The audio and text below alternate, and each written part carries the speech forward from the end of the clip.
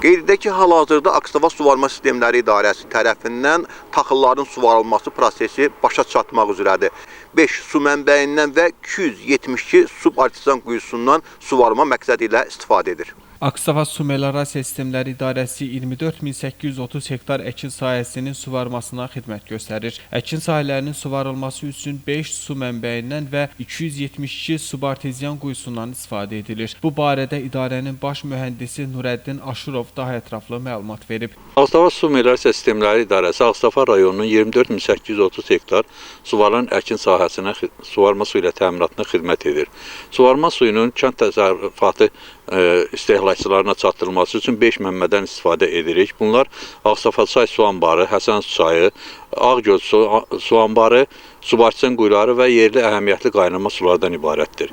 Qazax Su Meliorasiya Sistemləri İdarəsi rayonun 18.972 hektar əkin sahəsinin suvarılmasına xidmət göstərir. Əkin sahələrinin suvarılması üçün 5 su mənbəyindən və 214 subartezian quyusundan istifadə edir. Bu barədə isə idarənin baş mühəndisi Asim Osmanov məlumat verib. Qazax Su Meliorasiya Sistemlərinin İstismarı İdarəsi Qazax rayonunun 18.972 hektar pay torpaq və həyətyanı sahələrin suvarılmasına xidmət edir.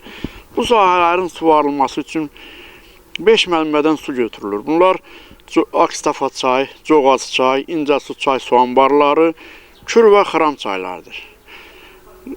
İdarəmizin balansında 485.6 kilometr arx və kanallar mövcuddur ki, bunların 67.9 kilometri beton üzlüklü, digərləri isə torpaq məcralı arx və kanallardır. Qeyd edək ki, hər iki rayonda havaların yağışlı keçməsi səbəbindən sahələrin suvarılmasında heç bir problem yaranmayıb. Kamran Əskiparalı, Amin Qəhrəmanov, Qurban Vidadioğlu bu gün informasiya proqramı üçün.